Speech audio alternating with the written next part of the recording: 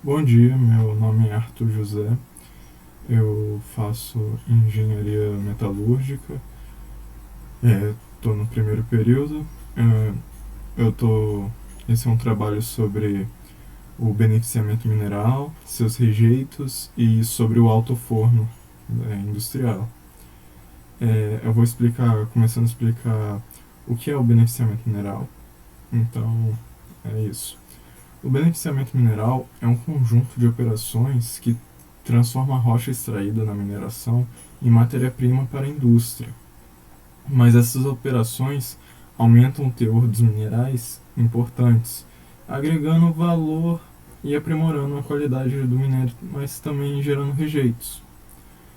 Para que o beneficiamento ocorra de modo satisfatório, é preciso conhecer as características das partículas. Por isso eu vou falar sobre a classificação e a concentração. A britagem é o primeiro processo que, que ocorre quando você pega um minério bruto, de forma bruta. Ele reduz a granulometria do minério através de britadores e peneiras.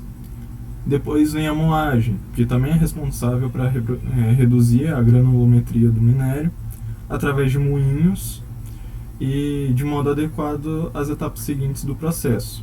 Tem a deslamagem, que retira as partículas mais finas prejudiciais para as próximas fases do beneficiamento. Tem o peneiramento, que separa o minério e o rejeito da granulometria. E você tem a gigagem, que separa o minério rejeitado por densidade. E tem a separação magnética, que separa o minério e o rejeito por propriedade magnética, de forma que, por exemplo, aqueles que têm propriedades magnéticas são retirados, utilizando um ímã. Tem também a flotação, que separa o minério e o rejeito por propriedade química, propriedades, além de ajustar o minério quimicamente. O nome dado ao ferro que derreteu no alto forno é ferro gusa, ou ferro de primeira fusão. Impurezas como calcário, sílica e etc. formam a escória, que é o resíduo. Depois de todas essas etapas vem o refino. O ferro gusa, então, é transformado em aço, após passar pela queima de impurezas e adições. Esse refino é realizado nos fornos a oxigênio ou mesmo os elétricos. Então temos a última fase, a laminação desse aço. O aço líquido ele é solidificado mecanicamente e transformado em produto siderúrgico, usado na indústria de transformação, que aí é a venda do aço já refinado para terceiros. Como os subprodutos são chapas grossas, finas, vergalhões, arames, barras, todo tipo de coisa feita com o aço e com o ferro em si no país e para venda externa. Um dos resultados desse processo de beneficiamento do minério é o rejeito, normalmente resultante das últimas fases da preparação do minério de ferro, de outros materiais. Porém, esse processo faz com que a quantidade de barragens e rejeitos depositados nessa barragem aumente cada vez mais, aumentando também o risco de acidentes causados pela má administração dessas barragens, etc. Por causa disso, as empresas buscam novas formas de descarte desse rejeito sem fazer tanto prejuízo e riscos ao meio ambiente. E a população que vive ao redor dessas áreas, claro. Muitas empresas elas são multadas pelo governo por causa de acidentes, então também é uma forma de prevenir gastos. Por causa disso, as empresas buscam novas formas de descarte desse rejeito sem fazer tanto prejuízo. Uma dessas opções é aplicada pela ArcelorMittal, que é incluir o processo de extração ao fim do beneficiamento, implantando uma técnica de empilhamento drenado. Ou seja, antes de ser disposto em pilhas, o material é drenado e o rejeito é empilhado com instabilidade, como se fosse um entulho, uma montanha de entulho. Por ter baixa umidade, minimiza os riscos de ocorrências ambientais e possibilita recuperar parte da água também, reduzindo a necessidade de captação desses recursos naturais em corpos hídricos locais, como drenar um rio para conseguir minerar bem o lugar por causa dos rejeitos. Além disso, nos últimos anos, a Vale também investiu no desenvolvimento de tecnologia para a produção de minério de ferro a seco, onde não há necessidade de adicionar água no meio ambiente para o processamento do minério extraído, dispensando a construção de barragens de rejeito e migrando para a técnica de empilhamento de rejeito a seco, que permite filtrar e reutilizar a água do rejeito, o que é ambientalmente muito bom, além de ter uma economia muito grande de dinheiro. Agora eu vou falar sobre o altoforno.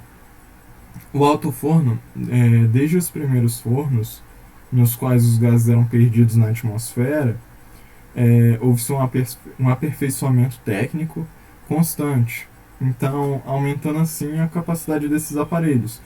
Hoje em dia, por exemplo, pode-se produzir 10 mil toneladas de ferro gusa em apenas 24 horas, com um altoforno. Mas para entendermos melhor esse elemento, é preciso compreender a dinâmica da metalurgia do ferro. Ela consiste basicamente na redução dos óxidos dos minérios de ferro por meio de um redutor, o carvão, material base para o carbono, atuante como combustível supridor para as ligas de ferro. A estrutura do alto-forno é alta, cilíndrica, com fundação e o forno propriamente dito. Esse último tem 3 partes: cadinho, rampa e cuba. O cadinho corresponde à parte onde se acumula um metal fundido e a escória, resultantes das reações que ocorrem no seu interior, que é os rejeitos.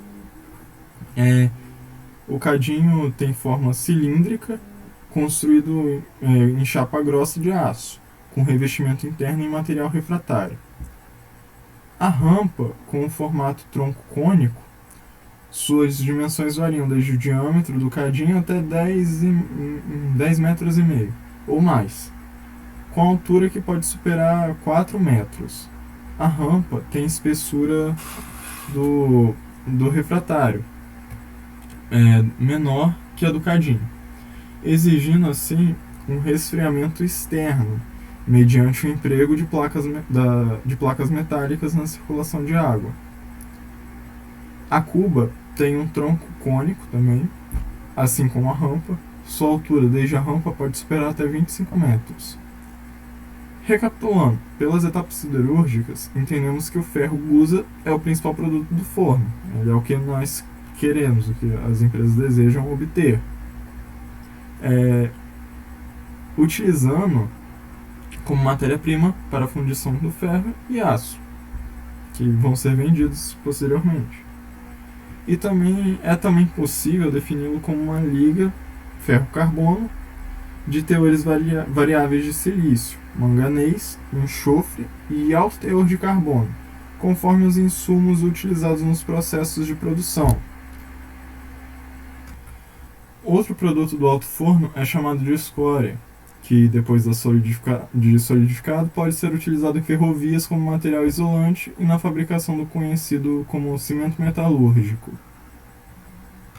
Falando melhor sobre o processo de transformação do minério em aço propriamente dito, o processo ele se inicia com o abastecimento de carga no forno, colocando-se pela tremunha da goela uma quantidade de carvão, no caso, o coquê, em seguida uma quantidade de fundente, que nesse processo é o calcário, e por fim o mineral, que é, por exemplo, o ferro.